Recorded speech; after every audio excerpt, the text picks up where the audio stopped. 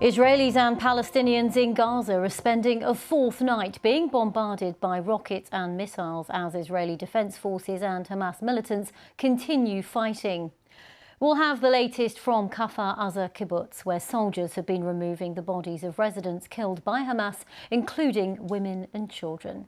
And we'll also get an update from our correspondent who spent his entire life living in Gaza. He says the attacks have been the worst he's ever seen. We'll also talk to a hostage negotiator about the difficult task of bringing both sides to the table to save as many lives as possible. And we'll bring you a special interview with one of Joe Biden's top national security spokespersons and advisors, John Kirby. All that and more coming up tonight on The Context.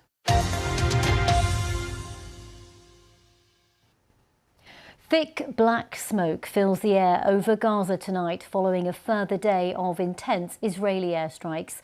The Palestinian militant group Hamas has responded with barrages of rockets into southern Israel. The number of dead on both sides continues to rise with little prospect of a swift end to the violence. Well, this was the scene in Gaza today. UN aid agencies have warned of the severe consequences of Israel's siege on the territory.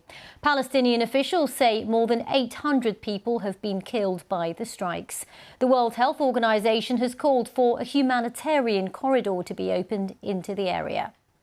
The families of more than 100 Israelis taken hostage have been speaking about their agony. The Israeli army says it's contacted the families of 50 soldiers seized by Hamas. At least 123 Israeli soldiers have been killed since Saturday. At least 1,000 Israelis are now known to have been killed in the Hamas attacks. Earlier today, Israelis were sent fleeing again in the town of Ashkelon after Hamas fired more missiles. Well, our international editor Jeremy Bowen has been to Kfar Aza, where soldiers have been removing the bodies of people murdered by Hamas, including women and children. A warning that you may find some of the elements of this report distressing. The first few days of war at this small Israeli community called Kfar Aza are a microcosm of Israel's trauma and a glimpse of what might come next. Israeli troops only seized back full control of the kibbutz this morning. It's one of a series of small Israeli villages along the Gaza wire. When we arrived, they were still firing on houses across on the Gaza side. Israeli combat soldiers only started their fight back here at around 6 o'clock on Saturday evening, around 12 hours after Hamas attacked. These men are experienced soldiers, combat reservists. They said fighting their way back in against a determined enemy was hard going. How difficult was the fighting? I cannot imagine. Have you ever had to do anything like this before as a soldier? No, not like this. What happens next? What do you do next? What does Israel do next? I don't know. I would do what he will tell me to do. I will do. I hope that we will go inside. Into Gaza? Yeah. That's going to be tough fighting. Yeah, we're ready for it. Kfar Aza was taken by surprise, like everywhere else Hamas attacked. The kibbutz guard, armed civilian volunteers, died fighting back. Hamas stormed in, burning homes and killing families, according to the soldiers. As it took so long to secure the kibbutz, the army couldn't recover all the civilian dead until this morning. These were the bodies of Israelis. Decomposing Hamas gunmen are still lying where they were killed. The murder of Israeli civilians here was without doubt a war crime. But what about the Palestinian civilians Israel is killing in attacks on Hamas? As you know, all armies have obligations under the laws of war to protect civilian life, even in war zones. Are you doing this with this level of airstrikes that are going on at the moment, and any ground operation that might happen? I'm sure that we fight for our value and our culture all our life. And you fought with value and you keep your value in the same time, and I know that we will be very aggressive and very strong, but we keep our moral and our value. We are Israeli, we are Jewish, and you know, war is a very difficult theater, a lot of problem. People that stay in the battlefield are suffer a lot. You can see what happening here. But we come to kill an enemy, not a civilian in their bed. But in only a few days, Israel has inflicted immense damage in Gaza. They've cut off supplies of food, water and power and killed hundreds of civilians. Palestinian suffering, Israel says, is the responsibility of Hamas. Israel's already been accused of breaking the laws of war, and that will get louder as more Palestinian civilians are wounded and killed. At Kfar Aza, Israeli troops were thinking of what's next, perhaps a ground invasion of Gaza. It was tough enough for the Israelis to come in to recapture this area, these small border communities. It is a different order of military challenge to cross the wire, to get into Gaza, potentially to fight house to house at a time when Hamas will have made its plans and will be waiting. Some of these men are moving north in case war starts with Hezbollah, the powerful Lebanese militia backed by Iran. What happened here is why Israel is shaken to its core, why it insists it must break Hamas, and it points to the danger and uncertainty ahead. Our international editor, Jeremy Bowen there. Well, let's take you live to Gaza and show you the scene there. A few moments ago, we actually saw an explosion across the sky. You can see there the aftermath of that, the smoke hanging in the air. And of course, we will be keeping across the scene from Gaza throughout the show. And as I've been mentioning there, we have been seeing at regular intervals flashes of missiles exploding across the skyline. Now, 900 people have been killed, including 260 children and 230 women, along with 4,600 wounded in the Gaza Strip since Saturday. Those figures have come to us from the health ministry there, and they've come into us in the last few minutes. Some other breaking news that also has come into the newsroom in the last few moments, and that's from America, where we're hearing that US Secretary of State Antony Blinken will travel to Israel in the coming days. Now, let's go back to our international editor, Jeremy Bowen. Earlier, he gave us the latest on those claims from the Israeli military that what happened was a massacre with women and children and babies killed by Hamas. Well, it seems pretty clear that there was a massacre because, as I said in the piece, the army didn't get in there. The Israeli army didn't even start trying to regain the area for 12 hours after Hamas got in there. So basically they were able to rampage around. The senior officers there told me that the kibbutz civilian guard, which was composed of people with military experience, that they fought, they tried to fight back, but there weren't many of them, and they got killed, and their bodies were among those being recovered today. Outside, as you saw in the piece, there was a woman who was under a purple sleeping bag. One of the soldiers said to me that, an officer said to me that she'd been beheaded. I have to say I did not move the covering to see if he was telling the truth, but she was undoubtedly killed in the front garden of her own house. So I think the word massacre is appropriate to what happened there. But what struck me in Kfar Aza was that it really does sum up all the reasons why Israelis are so shocked, traumatized, why they're so angry, why they want not just revenge, but the government wants to change the strategic equation in Gaza so Hamas can't do anything like this again. But this is the Middle East. It's a volatile area, and the way ahead is not smooth for anybody. Well, as Israelis mourn, Gaza is also reeling from relentless missile attacks. As we were saying earlier, Palestinian health officials say the number of people killed by rocket attacks in Gaza has risen now to 900.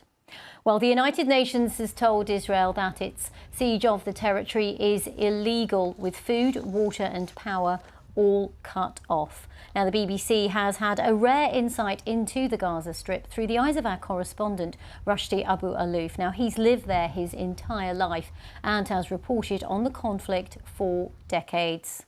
Now, as I'm sure you will understand, the situation there is extremely dangerous, so much so that it's not possible for him to report live for us this evening. But Rushdie did send us this update earlier from Gaza. Very quickly, if we can see the scale of destruction in this neighborhood, it's called Rimal neighborhood. It's the economic hub for Gaza that has been completely targeted. Yesterday, many buildings were destroyed. Behind me is the 11-story building that was knocked down 2 days ago, but the destruction in this area is quite recently. It's been targeted last night. Israel said they have carried out 200 airstrikes targeting the Hamas infrastructure. In fact, they hit many buildings, government buildings belong to the Hamas-run authority, but look to the scale of destruction in the area and how the civilian homes were completely affected, and some of them were completely destroyed. Well, this gentleman just told us that we have to leave the area because it seems that the Israelis are warning the resident of that area that they should leave. They are going to target another building in the area. But look to the scale of destruction. This is happening overnight with Israeli targeting houses, shops, ministries, mosques, everything. The whole neighborhood was leveled to zero. This is one of the most important economic hubs for Gaza, where, as you can see, most of the shops were damaged, houses were damaged, infrastructure, street. This is the street that leads to the southern part of the city. It's completely blocked. Well, to discuss this all further, I'm joined now by Colin P. Clark, Director of Research at the Soufan Group, where his research focuses on terrorism, international security and geopolitics. And I'm also joined by Robin Wright from The New Yorker. She's an American foreign affairs analyst and an expert on the region who's been reporting from the Middle East for decades. Thanks very much to both of you for joining us this evening on The Context. Colin, let's start with you. Where do you see things standing right now in regards to this ongoing conflict? Well, thanks for having me. It seems like the Israelis are trying to decide whether or not they're going to launch a full-scale ground invasion of Gaza. And with that comes its own set of complications. This is a densely populated area. We know that there's a subterranean network of tunnels. And moreover, unlike previous conflicts, this one is further complicated by the presence of large numbers of hostages. So if the Israelis are going to invade and potentially occupy, the Israel Defense Forces, the IDF, certainly have their hands full. Robin, let's bring you in. You've been reporting from the region for many, many years. When do you think there might be a land incursion from Israel? Oh, I think it's probably imminent. The question really is, can Israel actually defeat Hamas? Can it eliminate it to the point that it is no longer a major political or military challenge?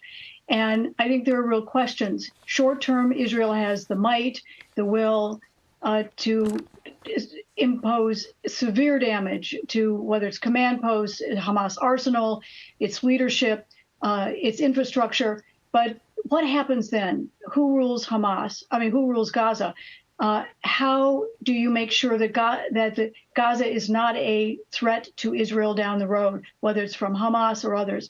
And of course, the bigger picture is, as the ground assault begins, what might other parties in the Middle East do?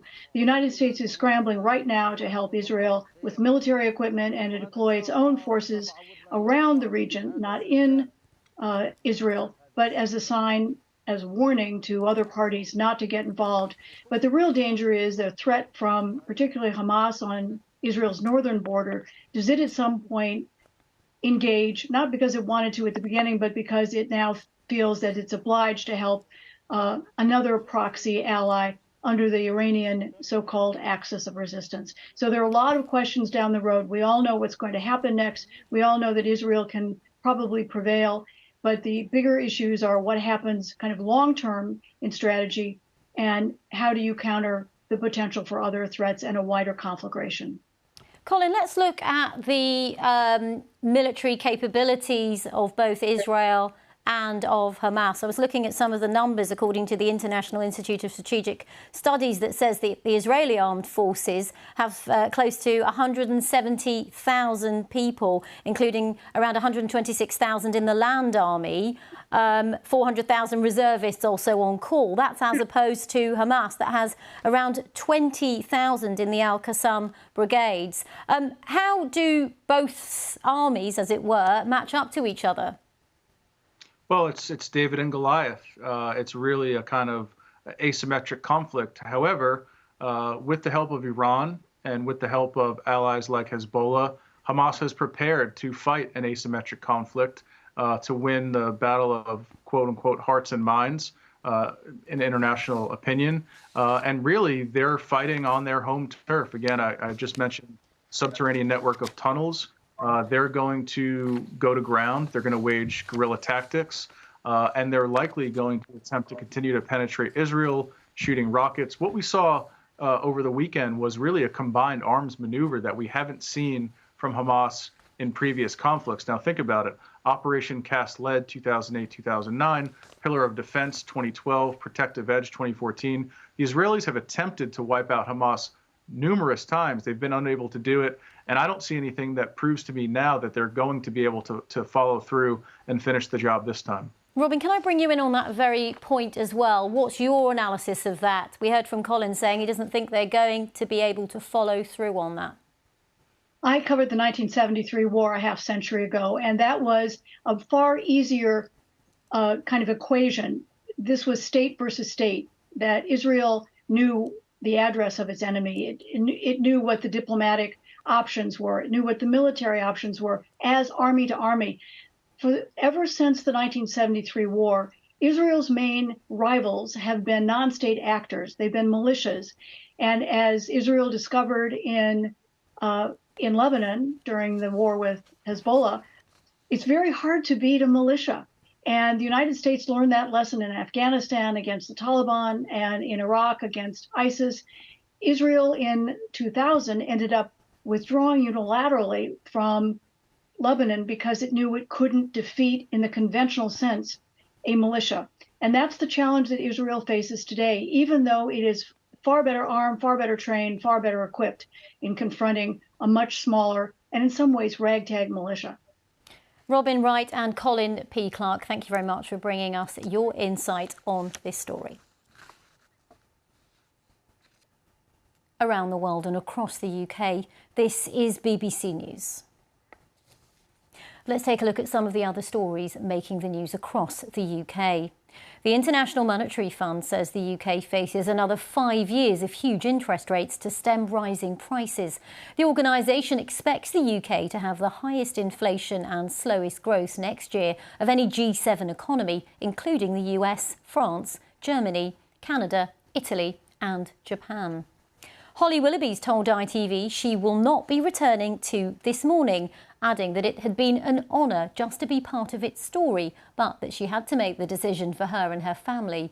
A 36-year-old man was last week charged over an alleged plot to kidnap and murder Miss Willoughby. She'd presented the programme for 14 years. The Home Office says it's begun notifying asylum seekers they'll be sent back to a migrant barge off the south coast of England after the vessel completed all necessary tests.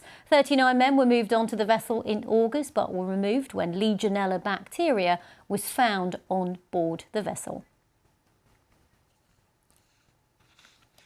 You're live with BBC News.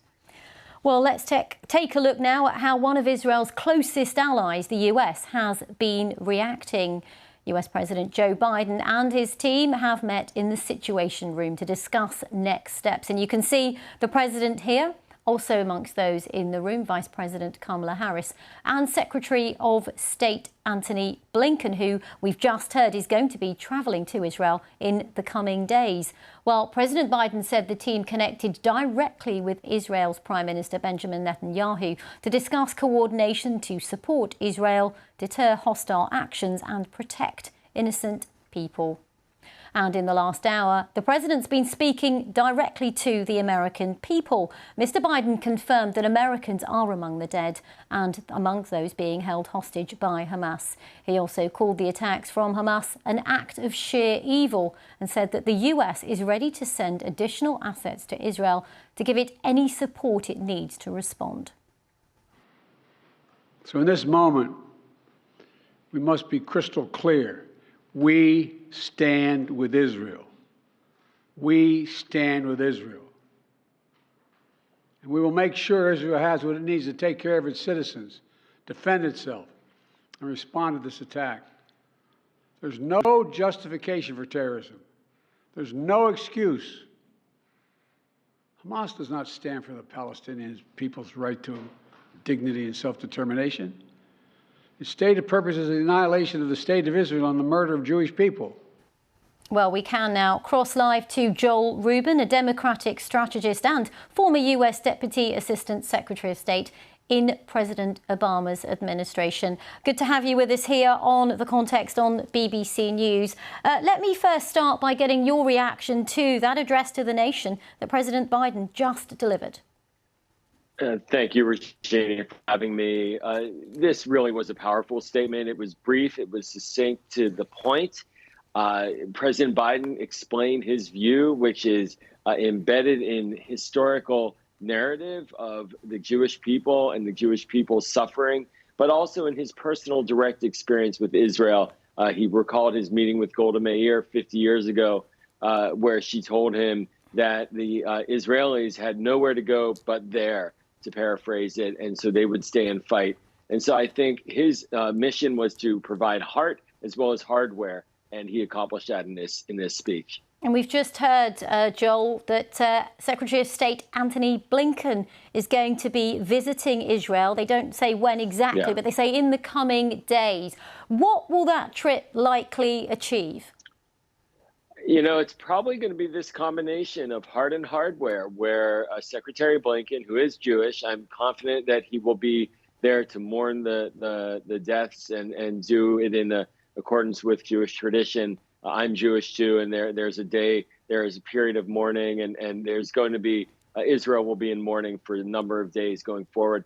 And then he's going to get strategic and talk brass tacks, and hopefully there will be a unity government in Israel that he can work with that will span the whole spectrum of Israeli politics. And my bet is that he's going to try to coordinate with Israel and also lay out some parameters potentially of what could be an American position about how Israel should go about conducting its likely war and potentially invasion into Gaza. And, you know, as we've been reporting in the last few days, this was unprecedented. We haven't seen anything like this in decades. Does it in any way change the course of US foreign policy on this ongoing issue in the Middle East? You know, Regina, I've been talking to a lot of people in Washington about this, and the term that comes to mind most frequently used is this is an inflection point. We are now at a new moment on Israel and Palestine. Washington has woken up to a new reality on the ground. It's different today than it was a few days ago. And so what that means in terms of policy is still to be determined. But without a doubt that the status quo, both from a diplomatic perspective and a military perspective, that no longer exists. And we're just over a year away from a US presidential election. How much, if at all, does this play into this? And you're running as well, is that correct? That's right. Running for Congress. And I'll tell you, it's been a very disheartening few days, quite frankly, as an American and a national security expert, to watch Republicans take cheap shots at President Biden. Before we even knew the full extent of the attacks, Republicans were attacking President Biden and blaming him for somehow appeasing terrorists and getting money into Israel from the hostage deal that was conducted recently with Iran, a falsehood in and of itself, a provable one. So that's very disappointing. And now the House of Representatives is dysfunctional without a leader, a speaker. And so the Republicans need to get their house in order and start standing with the United States foreign policy. And hopefully we'll see that in the coming days. Joel, we're just coming to the end of this half hour.